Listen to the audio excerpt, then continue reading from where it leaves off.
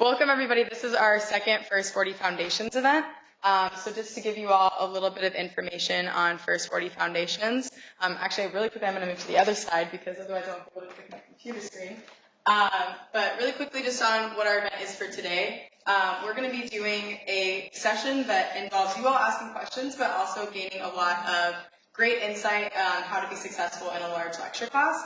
But to talk about what First 40 Foundations is in general, we actually run a series of events that allow students to get information throughout their semester to help them be successful in multiple assets of their first semester on campus and their first time experiencing being here at WashU. So that could be from getting involved to different activities on campus, to also being successful academically and socially. So that's what these series are for. So some other events that we have going on. Oh, and this is a quick agenda for today. So we're going to do some introductions, a little bit about some of our upcoming events, and then the panel discussion with our two wonderful professors, and then a question and answer session with some of our RUSAs who are here in the audience today as well. So these are some of our events that are coming up.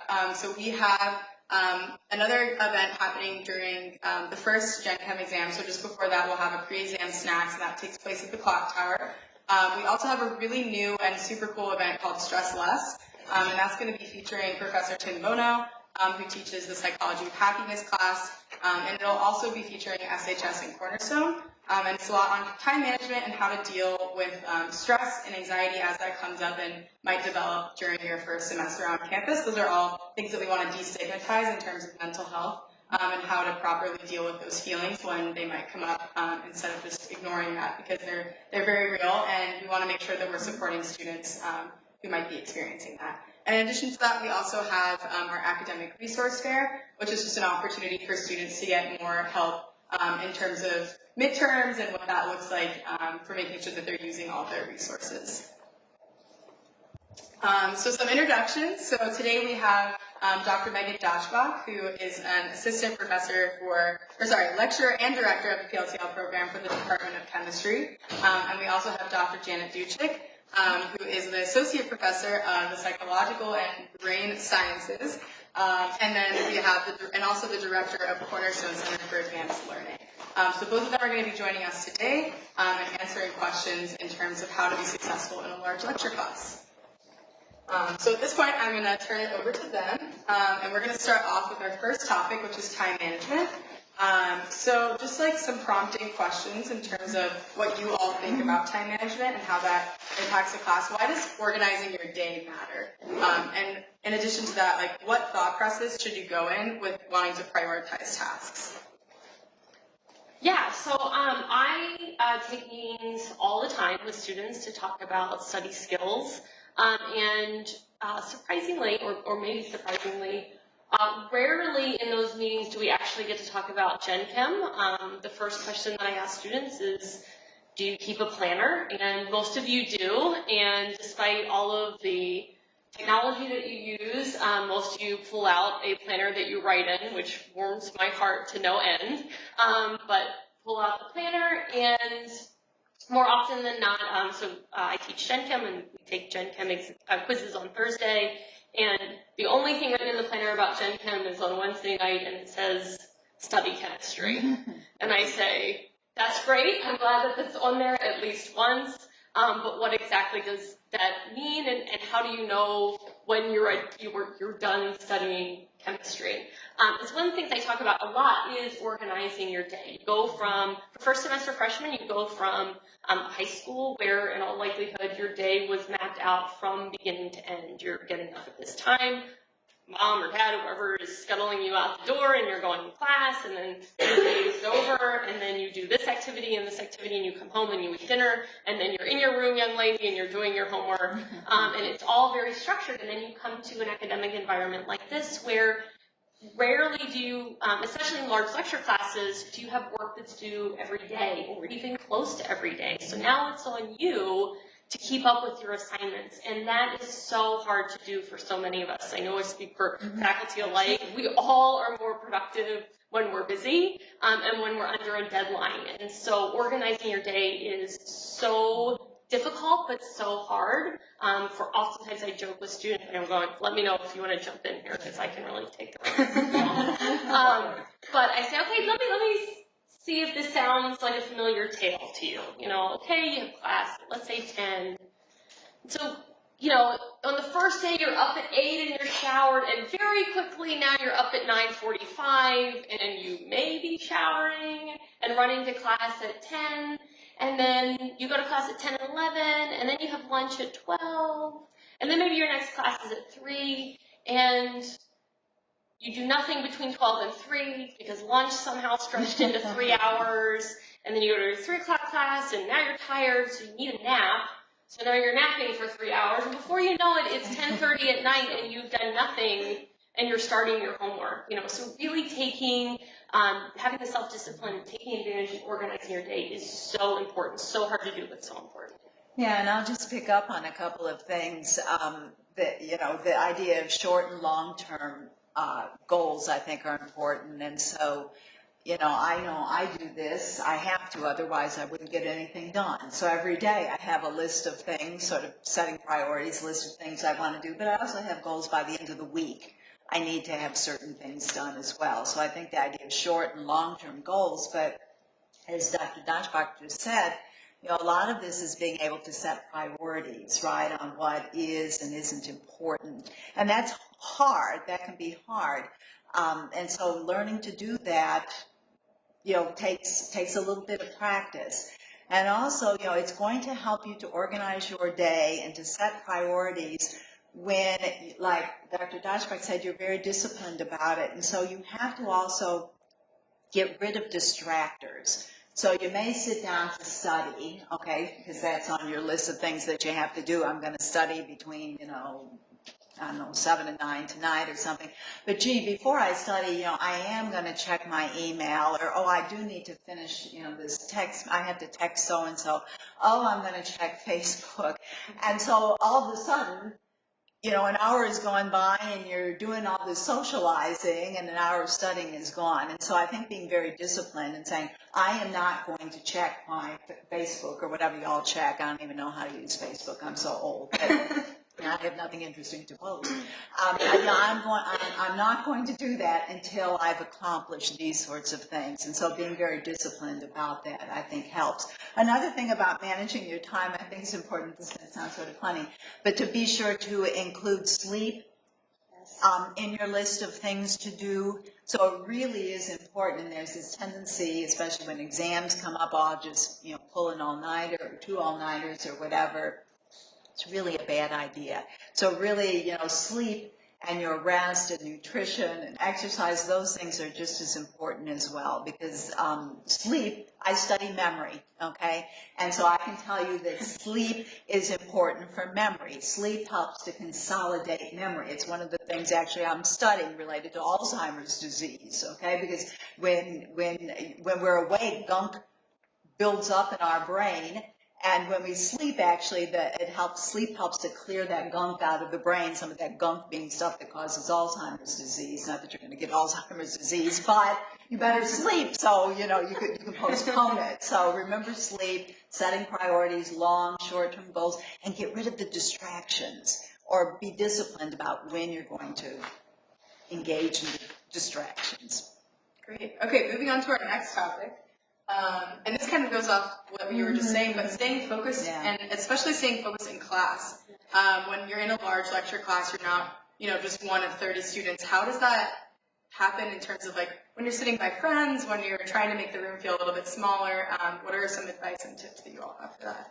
I'll start with that one. So in a large lecture class, it is really easy to get distracted. And so, you know, sit up front. That way you don't have the sea of faces or laptops sitting in front of you. So sit up front really helps you to stay focused. Also, I want to make a comment, and maybe don't sit with your friends. Is one idea. Don't get together after class, but don't sit with your friends. Sit up front. And I want to really hit on this idea of the use of laptops in the classroom. Some professors, I think, don't even allow you, maybe, to even use a laptop in the classroom. It is so easy to sit and be distracted when you've got your laptop, right? It's just so easy to check email or to check social media or something like that. And not only is that distracting for you, but it's distracting for the folks around you too. And so other folks, sort of be looking to see what you're doing. So it's really distracting. And I can tell you that there's some interesting research now about, and I guess I'm sort of jumping ahead also to the next topic of note-taking, but related to laptops. I'll tell you something, it's not a good idea to take notes on a laptop. And the reason that that's the case is you think it's a good idea because you can type quicker than you can write, right? I mean, you all can. You can type quicker than you can write. And so people have done studies, and what happens is when you're typing your notes, what you're doing is you're trying to type verbatim what the professor is saying. And so then you get sort of this verbatim transcript of what was said. That's not a good way to listen to a lecture. Research shows that it is better to actually physically take notes the old-fashioned way rather than write them, because what it forces you to do, because you can't write verbatim what the professor is saying, right? And instead what you're doing is you're listening and you're having to glean those main points of what the professor is saying and synthesizing that in a way so you're actually processing the information much more effectively when you're actually writing notes versus verbatim typing. Then you just have a transcript of the lecture, and that doesn't help you to pull out what's important. Believe it or not, everything we say is not important in a lecture. Actually, in my case, maybe only 10% of what I ever say is important. So keep that in mind. Yeah. Yeah, so that's great. I think also when you're in this kind of transitory period from high school to a rigorous academic environment, there's some kind of not so obvious things that are in your way from keeping you focused in lecture. I say to students all the time, you go from learning chemistry in high school, and I liken that to drinking from a water fountain, and then you start learning chemistry here at WashU, and all of a sudden you're drinking from a fire hydrant, where if you blink once, you're just overwhelmed, So, and as super smart, super driven A students, you're not used to not understanding every single point in lecture, and that's unnerving, and that's understandable. It's a nerve. There's a lot of information coming to you, and kind of that feeling of like, I have no idea what she or he is talking about. That can kind of take you out of that lecture. And so you kind of have to develop a comfort level. Just because you don't get it on the first try doesn't mean anything. All it means is you didn't get it on the first try. And you're going to have to go back to where you study and talk to your friends and unpack this and look at the reading assignments and use all of these resources. But don't pull yourself out and kind of hyper-focus on what does this mean, because you're losing all of this other information as well. So that does take some getting used to, but it's completely normal. I sit through lectures all the time with visiting professors, and I think to myself, I have no idea what that meant, but I'm going to write that down, and when it gets to questions, I'm definitely going to bring that up. But you do have to kind of keep pace with the story as well. Yeah. Okay, so moving right along, our next topic is note-taking strategies. So definitely this is a big one for students, especially when you're transitioning from what that looks like in high school, where a lot of times either you're given notes or your teacher is writing down every step of what you need to know.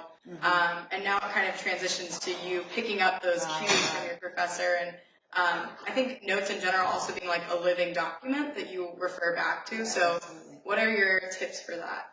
Yeah, so I talk to students a lot about this, because in high school, I think even if you went to a very elite institution for high school, it's a different focus in high school than it is here. And the focus both in class, for in-class exams and standardized tests in high school, it's mostly testing rote memorization skills. And when that's the case, you're good students and you went to lecture or class, whatever you call it in high school, and you took notes. But the focus was on the problem set. If you could do the problem set forwards, backwards, and on your head and regurgitate exactly what was in that problem set, you were golden and you got an A in the class, right? We're not testing rote memorization anymore. We're testing your problem-solving ability. We want you to develop problem-solving ability, critical thinking, analytical skills.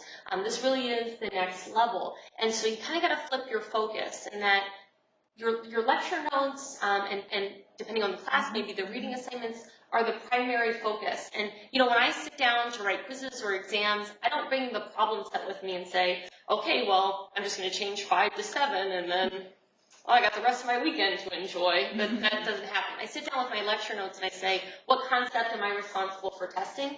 What do I want these kids to know, and how am I gonna test that? And so the problem sets kind of become your testing ground to see how well you really know these concepts that are discussed in lecture. And so really learning how to use your lecture notes, learning how to decipher, as Professor Duchek has already said, what are the key ideas, how do these relate to each other, and knowing that you're not going to get everything in lecture, but then going back with your notes and transcribing them. Figure out a method that works for you. When I tell students, do you review your lecture notes? And they say, yeah, I review my lecture notes every day. And I say, show me what that looks like. And they go, what? And I go, show me what that looks like. And they go, this is passive, right? Reading through is passive, and it creates a false sense of security with the information. I can read through this and I understand these words. It's very different than I take the key ideas, I understand how they relate to each other, and I can describe and explore that. I always say it's great to be able to tell yourself this story, even better if you can tell someone else. Absolutely. And to sort of play off of that, again, this notion of after you've been in lecture, looking over your notes, and the sooner you can look them over, the better as well. And of course, this is always in an ideal world, right? But that evening, then, if you go and whatever classes you had, that you look over those notes that particular evening. And again, if you have questions or if there's holes in your notes, at that point you'll sort of know, right? You're going to know better than 3 weeks from now, and that's when you go to the professor and the TA a million times. And it's great. I love these sort of office hours when a student comes in and says, yesterday when you were talking about such and such, and I have here in my notes, and I'll get them to explain as far as they can explain, and then they'll sort of be lost and I can help fill in. So you can fill in your lecture notes that way by using the TAs and the professors in that sense. And so really reviewing those notes is really key. And doing it right away and then spacing that out across time. And again, to really reiterate what Dr. Dashbach just said is that, again, there's a ton of research on the difference between studying, quote unquote, and testing yourself.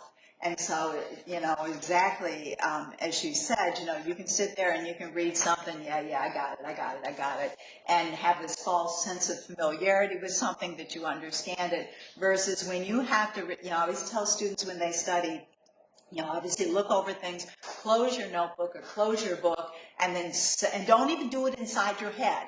Make yourself say it out loud. To repeat those concepts out loud, to somebody else or just to the mirror.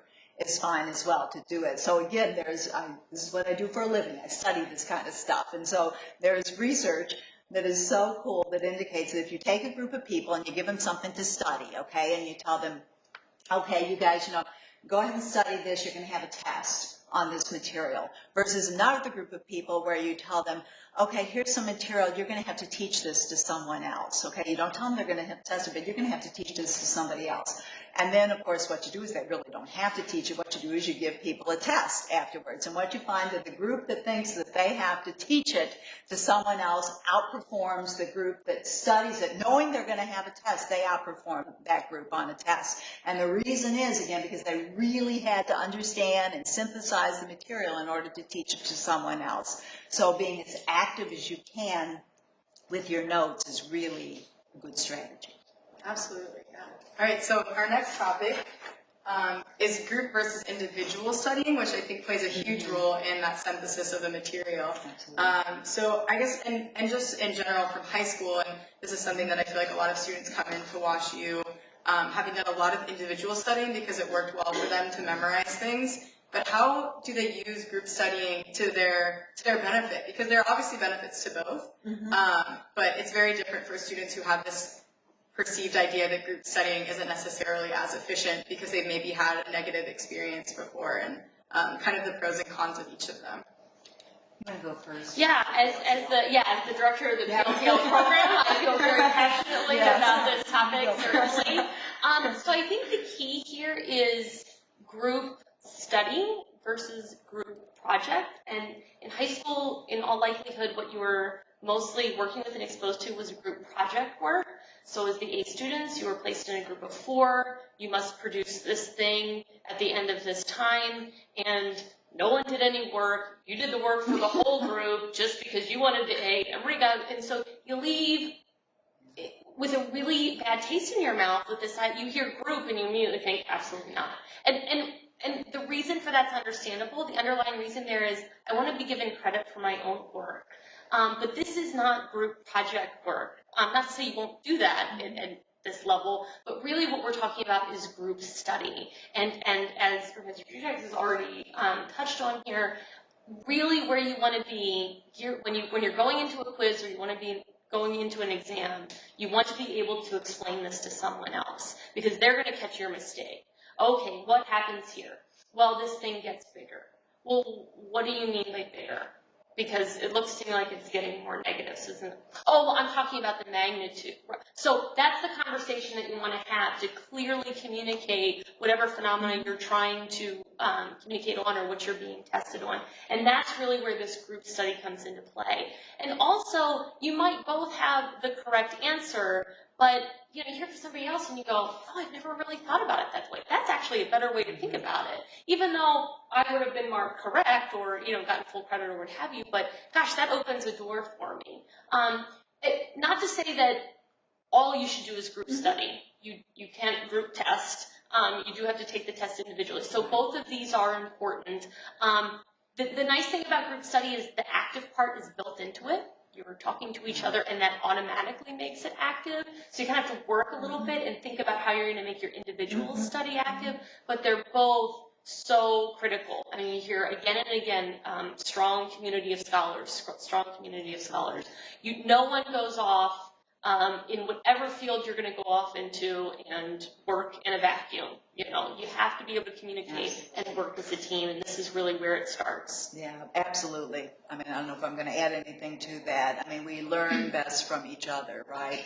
And one way to think about it, too, as Dr. Dachbach just said, is when you think about it, someone else, you may have an understanding of a concept, but someone else may be able to explain it in a slightly different way or see it in a slightly different way. So when you think about it from a very simplistic standpoint, when you're given an exam, you're having to retrieve that information, right, from memory. Well, think about it very simply. The more ways you put it in to memory, the more retrieval routes you have to pull it out. So it's just sort of natural. It's a great thing to do, and it's a little bit more fun as well too. I mean, like I said, it's so the social aspect of it's kind of nice too. So. And it pulls you out of this, let me just memorize this problem set forwards, backwards, and on my head, right? It kind of organically forces you to really pull out these key concepts, which is where you're going to be. And it's supportive, right? Yes. To get a way to get to know each other and support each other, and that's awfully nice too. Yeah, and just from the memory piece too, I feel like when you do have those social interactions, you're able to remember things a lot better because you have, somebody mixes up something in a problem and you have a little joke about it. Absolutely. It helps to solidify everything. Yeah. Okay, well, our next topic is talking to your professors and TAs. And obviously a big difference from high school is that you come in early in the morning to school and your teacher is available, they're there early, you can talk to them or you can catch them after class. There's maybe one person in front of you and it's a really accessible person to get to, but that totally changes in college. And, professors have their office hours where they're designating time to meet with students. So I guess one of the biggest challenges that people have is making sure that they don't feel like a number in a large lecture class, and wanting that connection with a professor or a TA, and what does that look like? And what do you all think in terms of when students should go to a professor versus a TA? Because there are obviously differences and issues that they might have. You want to, I suggest you utilize both. Again, more ways of thinking about things is good. You're going to utilize either the TA or professor, depending upon what's convenient as well. I'm always amazed that, I don't know about you, but a lot of times people may be more likely to go to the TA than they are to me. I don't know if that's true for you. I think Maybe so, yeah. I'm kind of old, so I can kind of see that the TAs are young, so they can identify better. I'm like, oh, I used to be like people's mother, now I'm getting like people's grandmother. I get that, but golly, I teach intro psych, so there can be over 300 people in that class, and I'll be darned if I sit by myself during my office hours. It's awfully lonely. And I absolutely get, I mean, if you come meet us, well, guess what? We get to know you. Otherwise I can't get to know you in a class of 300 people. So, I love it when students sit up front and engage before, after class, and come and see us during office hours. You don't even have to have a question about the material. I mean, it's always kind of nice, but heck, I just like. We can fill 2 hours talking about our subject. Yeah. Right. We can talk, And I'm always amazed, like students come, I don't feel like I have anything to say. What does that mean? I don't know what that means. Of course you got something to say. Hi, my name is, so-and-so, and then, we can, look at the 2 of us. We can take off from there without any trouble at all. Yeah. So most definitely, and I'll tell you something. I write letters of recommendation for students from big lecture classes. And I always say at the beginning of the letter, I'll say, so-and-so was a student in my class of, over, 300, 100 students, whatever. And typically I will not write a letter, I say this in my letter, for a student in such a large lecture class. However, for, Jessica, I am happy to make such an exception because I know her well, blah, blah, blah. So, right? Yes. I come to help session. Come to help session. If you would take one thing away from this, come to help session. So I think it's overwhelming because a lot of these, you take a lot of these large lecture classes as first semester freshmen, and you think okay, I've got PLTL for 2 hours, and I've got Calc PLTL, and I've got this PST, and my God, before I know it, just outside of class, I've got all of these things. Where am I going to fit in a help session? But really, if you come to help session, even if you don't have a question, it's not added time, it really is saving you time. Because one, you don't know what you don't know, right? So even if you go through the problem set and you say, I feel pretty good, we're going to uncover things where you go, I got to the answer, but I just kind of made that assumption. I didn't realize that I had made that jump, or, something's going to click from you.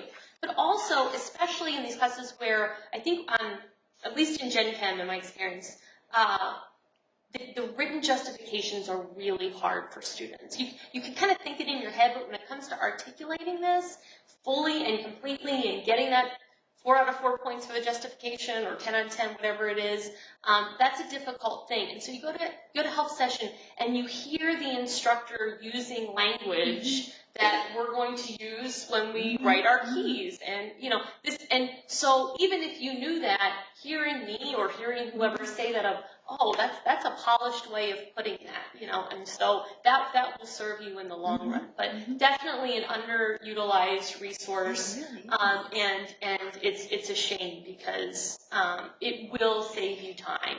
And I know it's a pain because some of these are offered later in the day, so you got to truck it back to campus or what have you. But gosh, I can't emphasize that enough. Come to a help session. And we would office hours, whatever is offered. Right. We wouldn't be in this business if we didn't like students. Yes. Right. Some people are, but we force them into the upper level classes. We're teaching freshmen. we want to interact. Absolutely. Absolutely. Yes.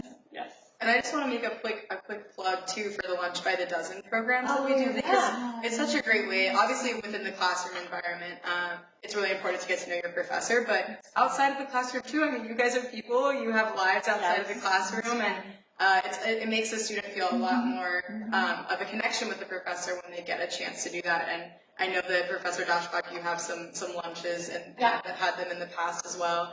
And I'm sure that you appreciate also getting to know your students. Yes, very much so. Very much so. Yeah. Great. All right.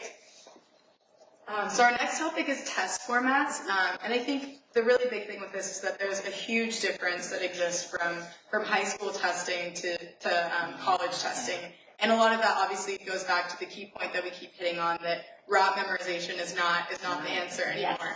But obviously just some changes in terms of how you're being tested. Maybe you're very familiar with multiple choice tests, but here it's kind of more of like an open answer format that would require multiple steps that maybe build on each other. And what that looks like for a student, especially in trying to prepare for those exams, and how to feel like come test day when you're in the room and you look out around you and you know you're one of 200 people taking the same test versus being in a small classroom. Yeah, absolutely. And that's why, just what you said was why sort of preparation up front is so important. Because these aren't just going to be, simple. We do expect you to be able to understand things conceptually and to synthesize material. It's not just going to be rote memorization that's obvious when you look at a multiple choice question, but it really is going to be more about synthesis. And therefore, it goes all the way back to, you got to go to class. Okay, I guess we never said that. Yes. That's always Yes. number one, go to Yes. class. But it goes all the way back to being attentive in class, those notes that you take in class, that you have a good set of notes and the study skills, and the way that we've talked about how to take notes and how to study, all of that's going to feed into being prepared for the exam. Yeah. And utilizing help sessions and review sessions and office hours. Yeah, you kind of have to get used to a new retrieval practice on exams because high school taught you, as I said, do the problem set forwards, backwards, and on your head. So you read the first 4 words of the problem, and half of your brain leaves your body, and it starts flipping through your mental filing system, going, what homework problem is this? What homework problem is this? What homework problem is this? And in high school, you found it, and you regurgitated this answer quickly, and then you moved on, right? And the problem is at this level, at least in the first couple of exams that you take, you do that process, and you get to the end of it, and you go, oh my God, there's no homework problem that looks like this, right? And then that panic rises, right? Do I know how to do this problem? You need to get away from that. The first thing that you need to do is your whole brain needs to be in on reading the problem.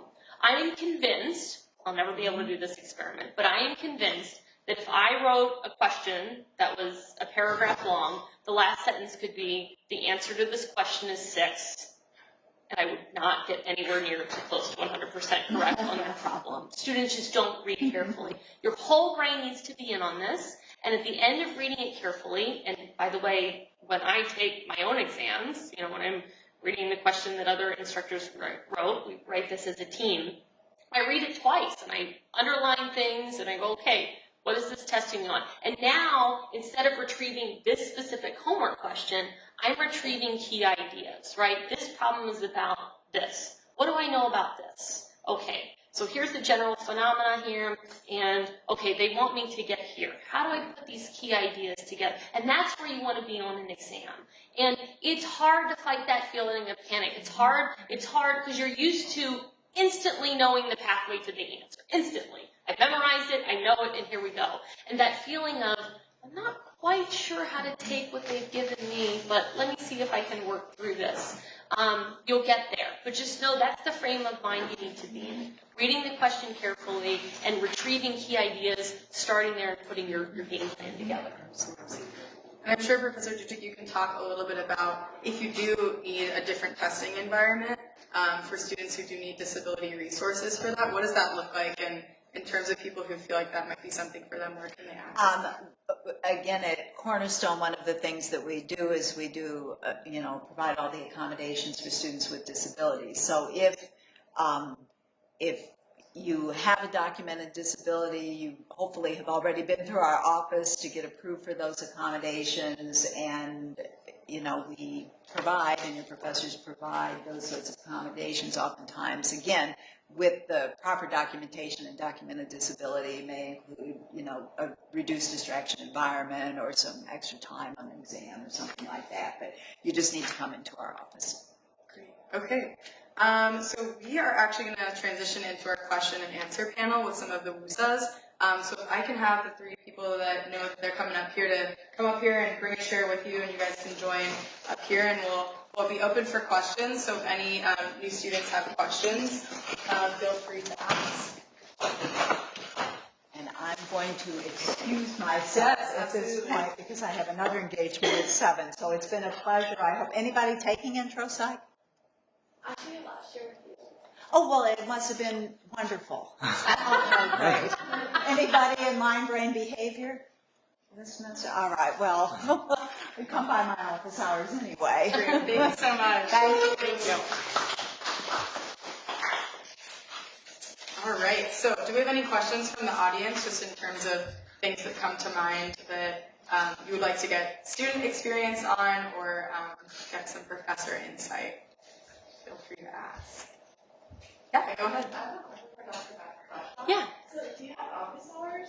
Yeah, so the question was, do I have office hours? Yeah, so a while ago in Gen Chem, we tried office hours, and with 900 students in the class, the office hours got a little chaotic, so we do help session.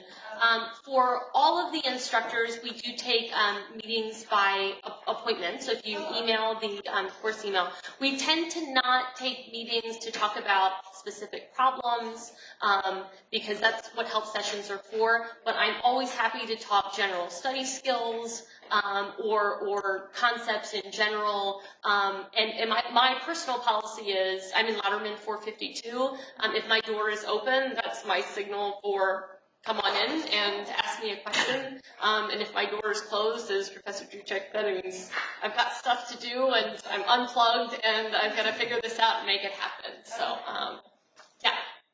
Because I have lab from 6, which is like during your health sessions, I think Yeah, that's a great suggestion. So with help sessions, especially if you're in a large lecture course where there are multiple instructors, if you come to my lecture, it's probably not a great idea if you come to my help session because you're just going to hear me explain it the same way I did in lecture. It almost helps hearing it from another professor because we're all talking about the same things, but we're presenting material but while we try to kind of cater to all learning styles and be inclusive, ultimately what you're kind of going to see underlying our teaching methods is this is how I learn. I happen to be very, very visual, a very highly conceptual thinker, so you're going to see lots of schematics in my lecture, lots of pictures, and, you know, other professors, Professor Loomis is a little bit more quantitative in his thinking, so you'll see him explain things with equations sometimes more often than pictures. So, but you kind of want a variety, and I would really encourage, if there are multiple help sessions or TA office hours available, to kind of sample the lot and see what works, not only what works best for your schedule, but works for your learning style as well. Who says, do you all have like any experiences from office hours or TA hours or help sessions that were things that you'd love to pass on in terms of advice on how to get the most out of those?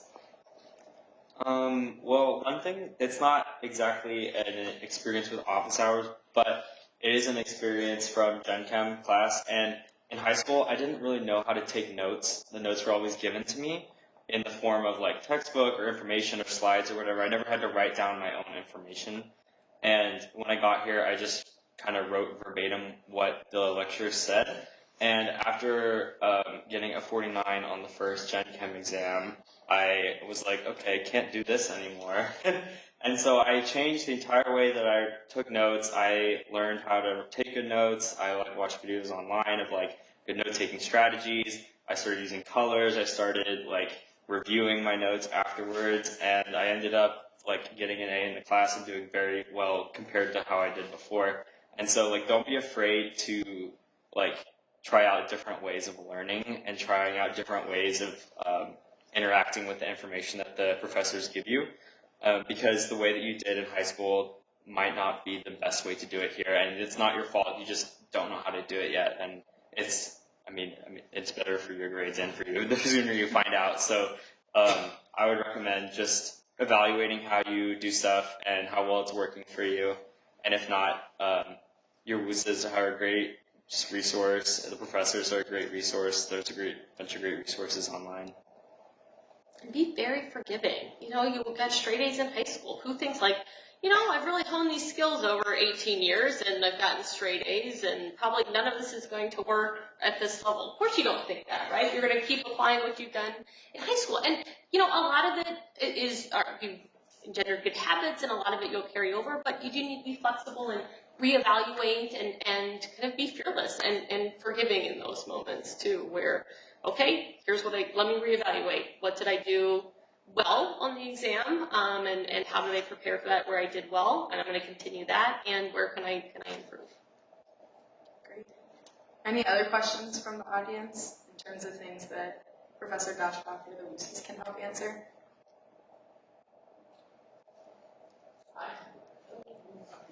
Yeah. Also, I have one for the WUSOs, and Chris already touched on this, but coming from high school to college, what was like the most difficult aspect of your academic transition? Can I? So the most difficult part for me was in high school, like it's already been touched on. I was very used to kind of like everything being given to me. I was very used to like my teachers just kind of holding my hand and guiding me along. And so that transition from where my teachers are just always there and are constantly a resource and are like, do you need anything? Can I help you? Like, are you understanding? To like a college setting, like in general chemistry, where the professor just like goes through the material and I'm just sitting there like in a dazed kind of state, like what is going on? Having that transition was just a huge blow for me, and I also did horribly on the first Gen Chem exam. After which I like started really working with a group more. Like I did more group study. I like started actually going through my notes, like color coding things that I thought were important, and that was a big difference for me. I'll go. I think the biggest thing for me was figuring out what I needed to change and what I could keep the same. Like Dr. Ashbach said, like sort of using the skills I developed in high school, finding out like what I could keep and what I had to like discard.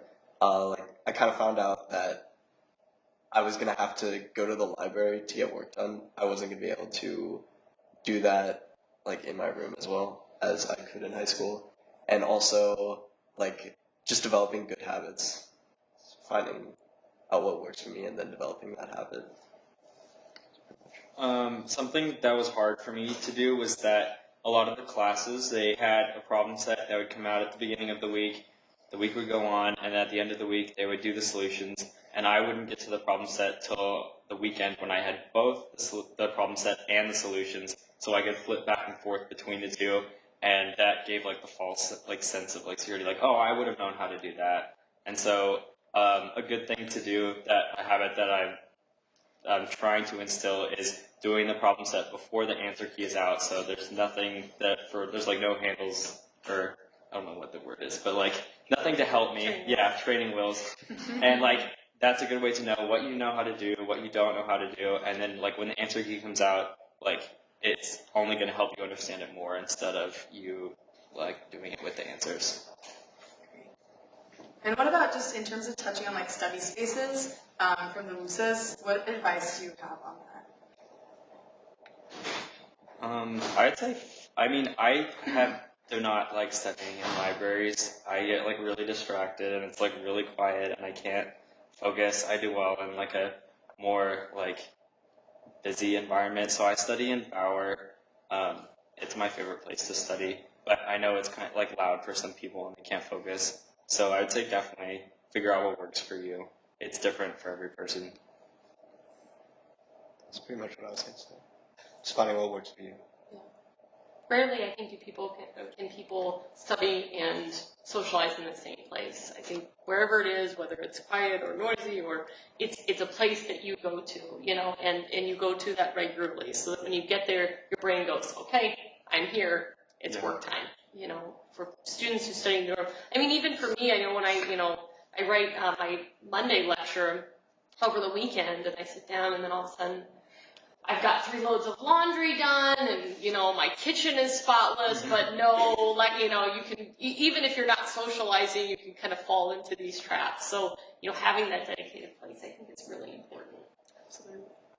Yeah. And also, it gives you a reason to work, like, when you're not in your room, because, like, for me, I'm like, it's not necessarily that I get distracted, but I'm just like, oh, I'm just chilling, like, I'm here all day, but, like, if I'm out somewhere else, I'm like, I want to go back to my room. It's like, I like work fast. Yeah. Did I see a hand over there with a question, or? Yeah, I just had a question. Go for it.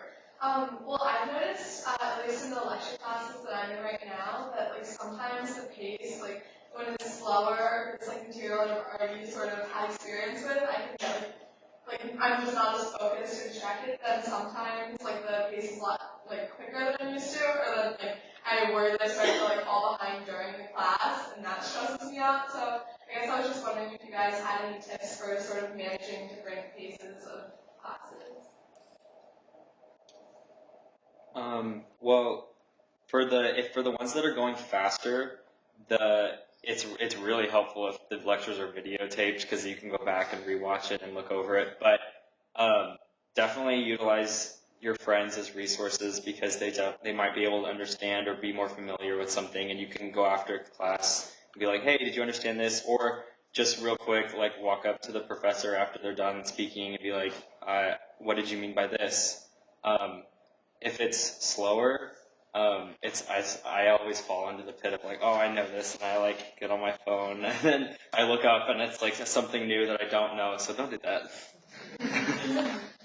Yeah, on that same kind of thread, if it's something that is like new to me and I have no idea what's going on, I'll write like a little note in my notebook, like ask about this, and I'll just like note to look it up online later, or like check with the professor, or like with other friends that I have in the class, just so I can like get clarification on that point. And I won't try to write down like verbatim. I'll just write down like a little like keyword or something that can like be used to jog my memory. Yes. Any other questions from the audience? When you have a video of Yes, classes, I was just about to touch on that. so the question is, besides using it as a crutch to sleep in, what's the best way to use videotape classes, and how do you mix that with the experience of actually going to the class? Yes, what a blessing and a curse. What a blessing and a curse. So, since I work with mostly first semester freshmen, this is the trend I notice year after year after year after year, and it's everything's going great and everyone's on top of their work for the first 3 or 4 weeks, and then your first exam hits, and for most of you, at least in Gen Chem, that's typically calc. And that first calc exam hits, and everyone says, I'm going to do all calc all this week, and calc, and I'm going to study, and then, because all my other classes are taped, I'm going to get all caught up this weekend. And I'm all caught up, said absolutely no one in academia ever, right? It's such, and the videos are great, like, and if you're keeping up with the class, you can pause the video, you can rewind it, you can rewatch it, go to the certain parts in lecture if you're not clear. They're really wonderful resources, but do not get into this lull of now I'm binge watching 3 or 4 lectures, because I can cover so much material in 3 or 4 lectures, and you get to the point where you're just hanging on for dear life, and when you're hanging on for dear life, now you fall back onto, oh, the solutions are published, I'm just going to read through them, or I'm going to quickly review my notes, and it gives you this false sense of, I know this material, because, yeah, okay, that answer makes sense. And now I'm going to test you on that on a quiz in a slightly different way, or an exam, and you're not going to be able to reproduce it. So, this is, again, time management. The videos are great, and use them.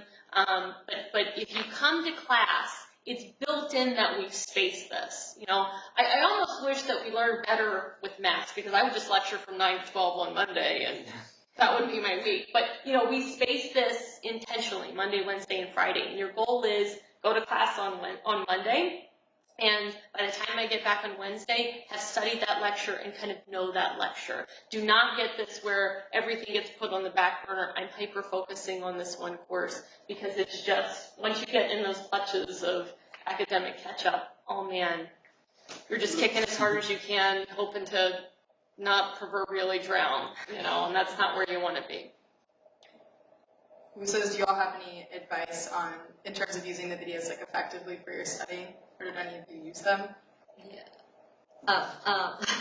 So one of my lectures last semester was recorded, and I found the professor in class, he spoke really, really slow. So I would kind of I'd listen, I'd pay attention, I'd write down the important things, but I found myself getting kind of bored in the lecture also. So I was still going to lecture and I'd like write down the notes and then I would go back later and I'd watch the video and you can speed up the video. So I'd like go back and like speed up the video so I could go through the video in like half the amount of time and use it as kind of a way to like review my notes. And if I catch something that I missed before, then I could just like write that down and go over that later. Yeah, don't do what she said not to do. Yeah.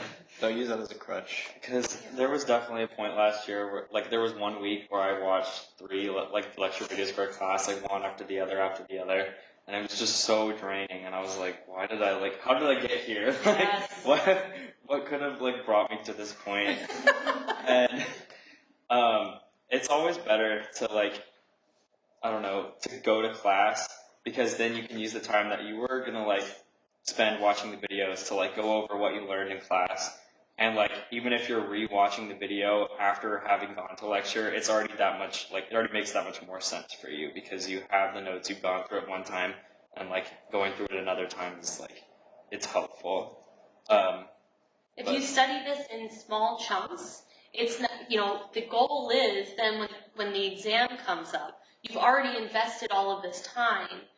You don't have to cram all of this in 48 hours. You have to trust that you've done your due diligence, and this is just a matter of really reviewing and kind of studying the things that are taught right before the exam, but putting all of this stuff together. It's not that, I have to do all of this right along and then also cram for 48 hours, but you definitely have to keep up. It's really hard, but you have to do it because you can't cram. You can't cram. Finals that are cumulative, and you might be able to skate by on a quiz or two, but by the third exam and the final, that's when you're really kind of in dire straits. So really make it a goal to invest in each of your subjects every day. Absolutely, yeah. Okay, we have time for one more question if somebody has another question.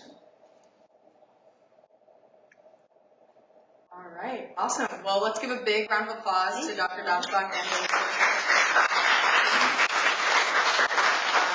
and thank you all for everyone who came out to the event tonight. We're really glad to see you, and hopefully this video helps lots of future students as well. Yes, thank you. Yeah, great. Thank you.